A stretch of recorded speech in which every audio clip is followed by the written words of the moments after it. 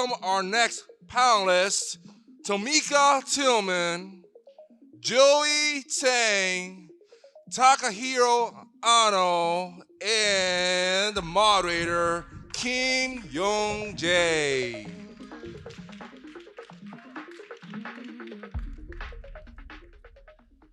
Hello everyone. 各位大家好，皆さんこんにちは。여러분 안녕하세요. Hello everyone.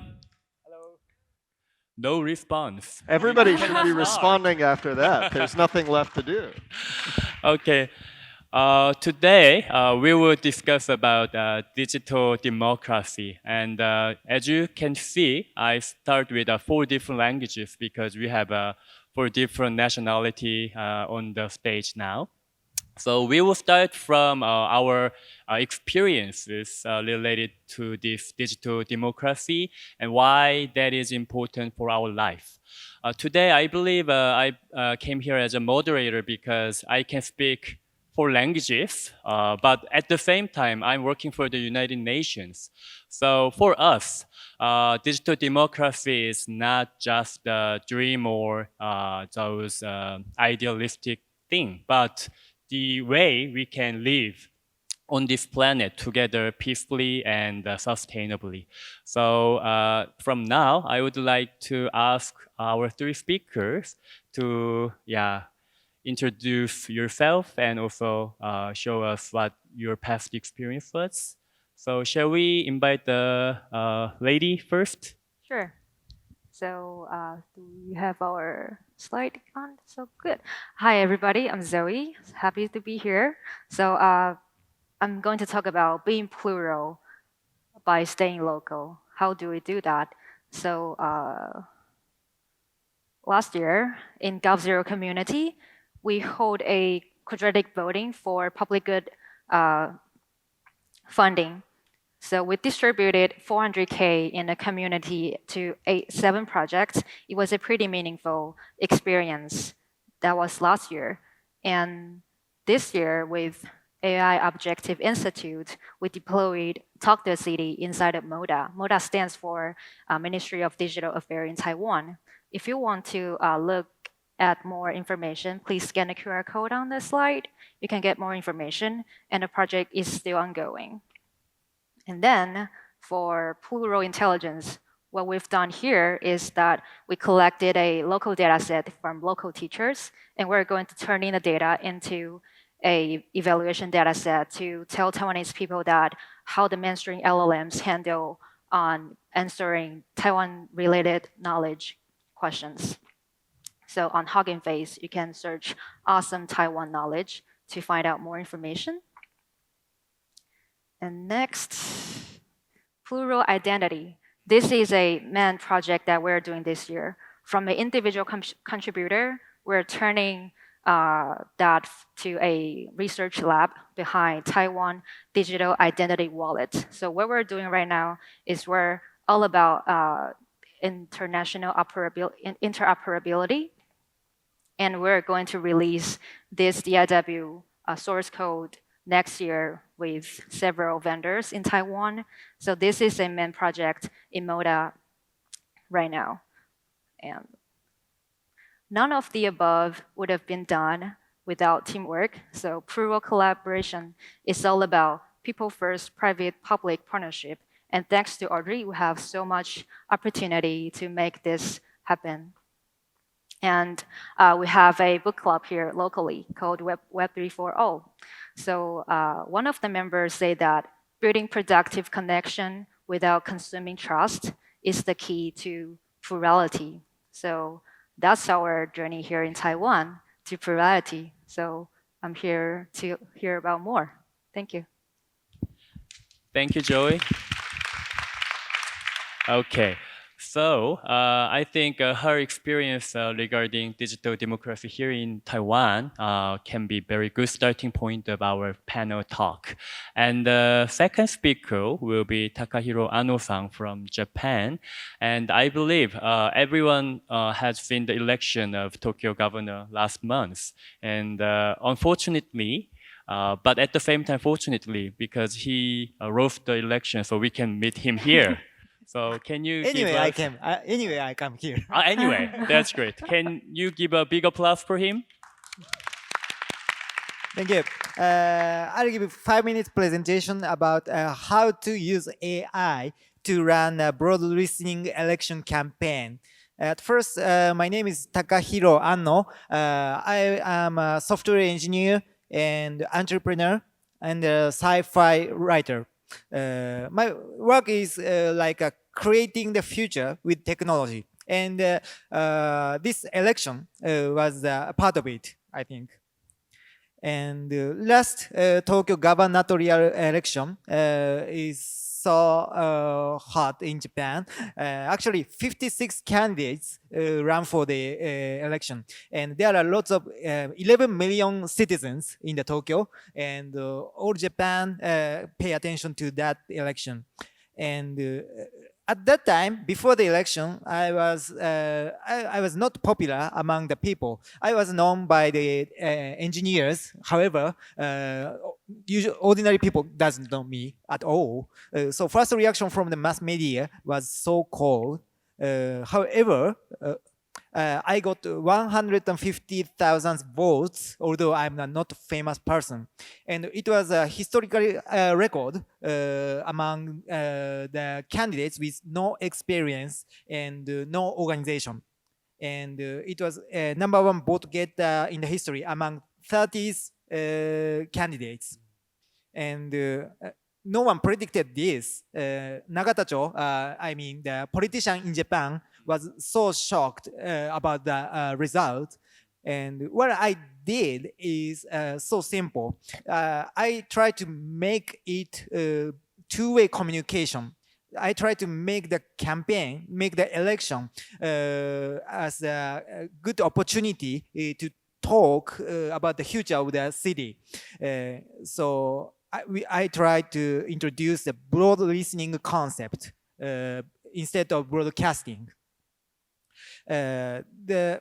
Our system is composed by 3 components. One is listening part, one is brush up part, and one is delivery part. And every part introduces AI. So I try to at first, listening part, I gather a lot of data from X, YouTube, etc. And we processed this data using Talk to the City, which is the tool to visualize the notions among the citizens, like these slides. There are lots of dots out there, and each dot represents one comment. We cannot read all the comment, especially candidates are really busy at the election campaign. However, we can grasp the big picture using this kind of technology. And second one is brush up part. We set up the web forum on the GitHub, and we employ AI to facilitate the discussion of the web on the web. So AI remove the toxic comments or inappropriate comments on the GitHub, and they actually detects the duplicated issues on the GitHub and notify it to the users. So in the campaign, we gathered 206 issues and 104 pull requests to my manifest and 72 merge pull requests. It is huge numbers, I think. And thirdly, I make AI avatar, AI me, to deliver our manifest. We use RAG technique, retrieval augmented generation technique, to convey my ideas to the citizens. It's like, okay. And not only the YouTube, we also use the phone, and everybody can communicate with my AI avatar using your phone. So there are a lot of 70,600 answers to the questions. Obviously, I cannot answer those numbers of questions in the campaign. So I made the communication augmented by the AI. And after the election, now we are focusing on open sourcing this kind of systems and make other politicians use this kind of techniques. That's my current focus. Thank you for listening the presentation. Thank you. It's amazing, isn't it? Frankly, as a master degree owner of the political science, I always think politics is important. But at the same time, as Audrey mentioned in this morning, we always think about pessimistic future while we are thinking about those politics and polarization in everywhere. But I think Anno-san's this experience and together with digital technology, we can see some, pessimistic the future and the hope for the future too. And in that sense, I think Tomicah's Project Liberty is very important movement in not only in United States but for all over the world. So Tomicah, can you give us some sharing your experience? Well, thank you so much, Kim. It's great to be here and great to be with all of you. I think it's important to take a step back as we think about these issues. Ultimately, democracy, the purpose of this panel, is a technology. It is a technology for translating the aspirations of citizens into outcomes on the part of society. And like any technology, if you are not continually upgrading it, if you're not ensuring that the user interface is working properly, you get different outcomes, and you get sometimes bad outcomes. And we're at a moment right now where around the world we have institutions that were designed in many cases in the 19th century or the early 20th century using technology from the middle or the late 20th century, and we're trying to solve 21st century problems. And that's not working out so well. And what we need, and I think Taiwan is a great example of this, is an upgrade to the operating system. We need to upgrade the user interface so that we can do a better job of translating the aspirations of citizens into outcomes on the part of society. And I've been incredibly fortunate in the work that I've done in the course of my career to play a small part in that. I began in Washington working for a little-known Delaware senator named Joe Biden and another even less well-known individual named Tony Blinken. For those of you keeping score at home, they're now the president and the secretary of state. And the work that I did for them ultimately led me to a role at the State Department, where I was the senior advisor for 2 secretaries of state on issues related to democracy. And we would try to find the best ideas from all over the world for how to improve democracy, help it operate more effectively, and then put those ideas into practice. There were a lot of amazing examples from places like Taiwan or Estonia, and then there were a lot of bad examples, and we would try to learn from both and seek better outcomes. What we see right now in the United States, and this is at the heart of the work that Project Liberty is doing, and around the rest of the world, is that the technology stack that we are relying on is not optimized for our values. We have values in our societies that are based on openness, accountability, transparency, and decentralization and democratization. And we have a technology stack that in too many cases is highly centralized, autocratic in orientation, and very opaque in how it operates. And one of 2 things is going to happen at the end of the day. Either our institutions are going to shift and become more like our technology, which is the concern right now, as we see a rolling back of democracy in many parts of the world. Or hopefully we can evolve our technology and get it to align better with our values. And that is the big opportunity that we're focused on. So we are building new technologies, including a new open source protocol that operates alongside HTTP and TCP/IP at the foundational level of the internet, that gives people agency over their own information. We will be announcing later today that over 1 million people are now using this new protocol, and that growth is continuing every minute. And it is an opportunity to give people, put people back in charge of their digital lives. We also have created new digital infrastructure, decentralized digital infrastructure called Frequency, that's designed to make it easy for individuals to take their digital identity, move it across many platforms, but stay in charge of how they interact with information and how their information interacts with the rest of the internet. If we are successful in making those changes, and if a lot of other people, including hopefully people in this room, make additional changes to the way the technology stack that we are reliant on is functioning, my hope is that we're going to be able to bring that technology in better alignment with the values of democracy. And that's what we're aspiring to in our work. Wow. Thank you, Tomicah. From my understanding, linking the values together with technology, it's really understandable and very achievable dreams for us too. So I think everyone now have some pictures what this panel is targeting for, and at the same time, as a personnel working for the United Nations, I also need to share some of my work too. So as you know, United Nations established in 1945 worked hard for last over 70 years. But nowadays, many people is blaming United Nations. What are you guys doing? What are you guys doing for this climate change?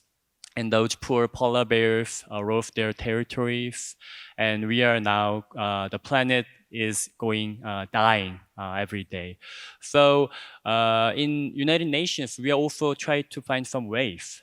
And some of them, scientists believe technology can save the Earth. But at the same time, different from the petroleum thing, the climate change is so fast and faster than we expected.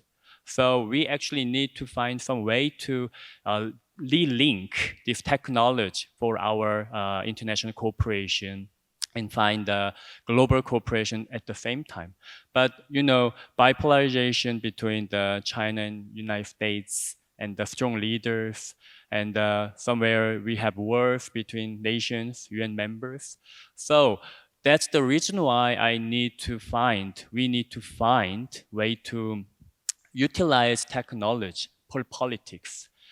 In other words, that's the digital democratization, I think. So in that sense, I think we can go back to each speakers. And I would like to ask Joy about your actual participation and political, outcomes when you are working for the digital ministry. So can you share some more story about that? So everything I've talked about, I was part of the project as well for AI, for Web3, for the wallet project. So I think as individual, you can always find a chance to contribute to the digital democracy, no matter it's from a Gov0 community, I mean here in Taiwan, or like you can find a online forum to contribute to. It's about, can you see the problem in our democracy right now? Like Taiwan has such young democracy. So looking at the US and the Japan, what lesson did we learn from the two nations, and what can we bring back to Taiwan, and what can we do better? I think that's what us young generation can think about, whether it's learning new AI tools to talk to a city, to process the data and to visualize that for people to know, oh, this is how the opinions are distributed right now. So how can I make my voting decision from a more objective point of view? And for Web3, do we really need a new protocol? I think yes, because the protocol right now is too centralized from my point of view. So I think we do need a new protocol, and Taiwan should really be considering promoting this more to the people that using new technology isn't that scary. In the university, we definitely should give the students more opportunity to discover this kind of a new technology. And yeah, I think that's my opinion. Thank you, Joey. Yesterday, I had lunch with Audrey for 2 hours and kept asking her about how can our future can be, not to be pessimistic, and what can we make hope. And she actually mentioned me about she will join as a senior fellow to Project Liberty. And I understood that, wow, Project Liberty may be hope for our future too. So, but at the same time, I saw some CNN news that, for the presidential election in the United States, it's kind of tough competition is going on. So I would like to ask Tomicah about your anticipation of the US politics and also about your project, why it's important. Well, I think at the core of democracy is the concept of free will, and we need to make informed, independent decisions about issues that affect our lives if we want to see the promise of democracy realized. And the challenge that we are facing in the US and many other countries right now is the information ecosystem has deteriorated to a point where we're really being forced to question the concept of free will and how it's playing out in our politics. I'll give one example of this, which is a case that we're closely linked to, and I'll talk about it more in a moment. TikTok has become the single biggest source of news for young Americans.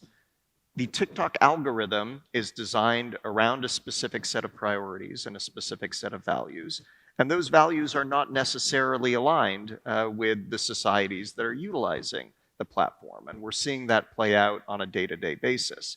There was legislation that was passed by the US Congress recently to force a divestiture of TikTok, the US components of TikTok, by ByteDance, the Chinese company. And we have announced as Project Liberty that we are launching a people's bid to acquire TikTok. Our goal in doing this is not just to own TikTok. We frankly have very little interest in just perpetuating the platform in its current form. What we are very focused on is transforming that platform, which provides a source of news and information and entertainment for 170 million people in the United States, into a platform that we hope will be the internet's most trusted steward of information, provide people with agency over their own data, but also allow them to have a voice and a choice and a stake in the way digital platforms operate. That's really important because if you want to have a vibrant democracy at the end of the day, you need to have a better system, a more trusted system for ensuring that people are able to access information.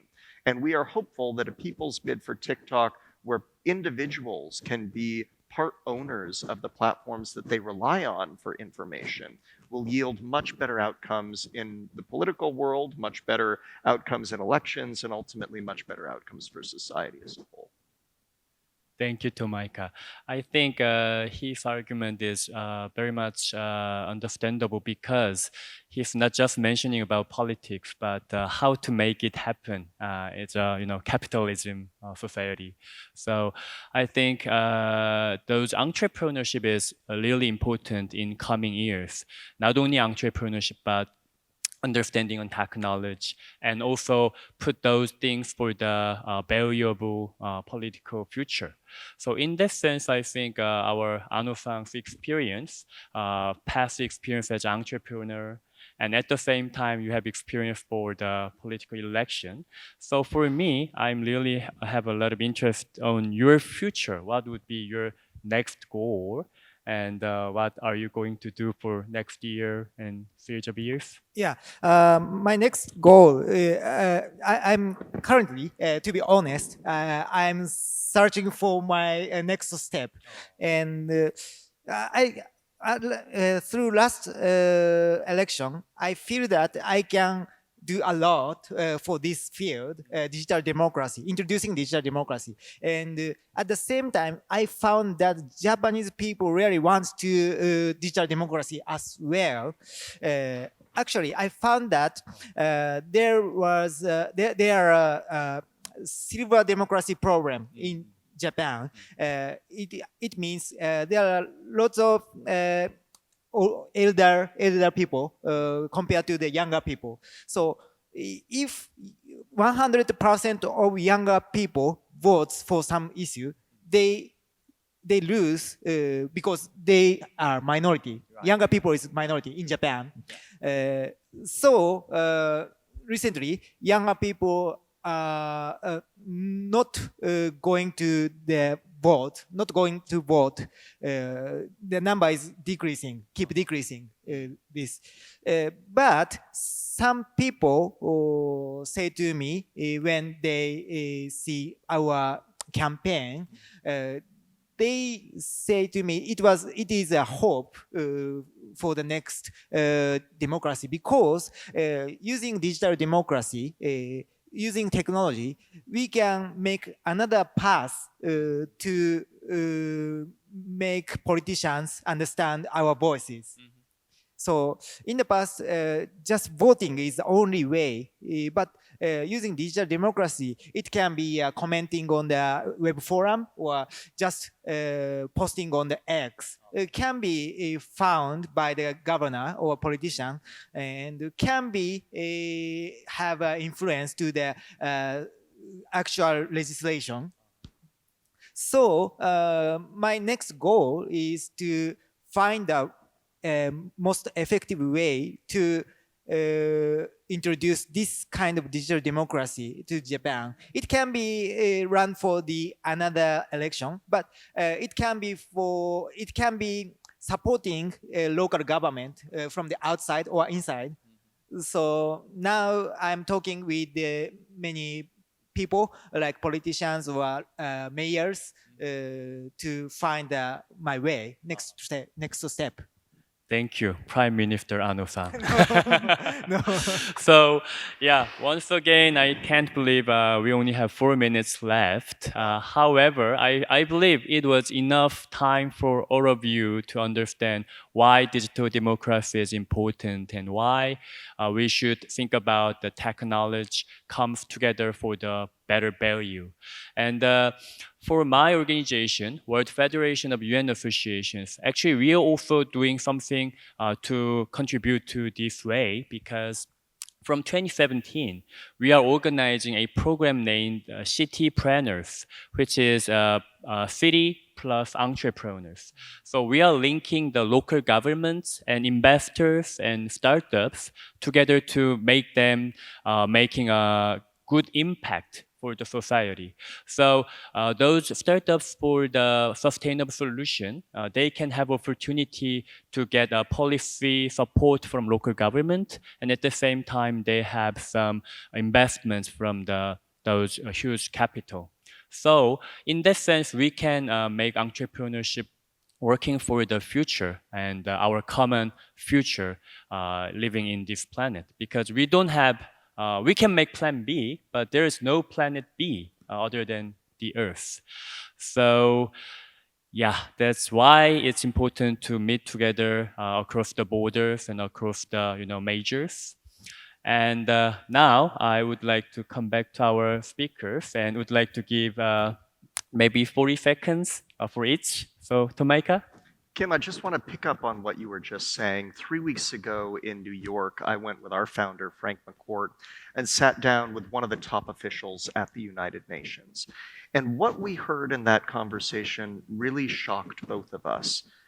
This individual, who's at the very peak of the organization, said, "We have reached a point where we can't make progress on the Sustainable Development Goals, the big agenda that the United Nations has put forward, because the information ecosystem and the technology ecosystem that we are reliant on is so broken. And unless and until we fix that set of problems, we are not going to be able to deliver on the broad set of issues that citizens worldwide are counting on us to solve on their behalf." So this is the whole ball game. If we can fix this set of problems, we fix the rails on which we try to solve every other challenge that we're facing as a species. But this is a moment when we really need to lean in to addressing this fundamental basket of issues. And I'll conclude where I began. This is a technology. Democracy is a technology, but we need to fix the technology that is powering our democracies if we want to be able, as a species, to resolve the challenges that we're confronting. Exactly. Thank you, Tomicah. And Anno-san? Yeah, I totally agree. So current democracy is designed in 300 or 400 years ago, but now we have technology to fix this problem: AI, internet, smartphone, etc.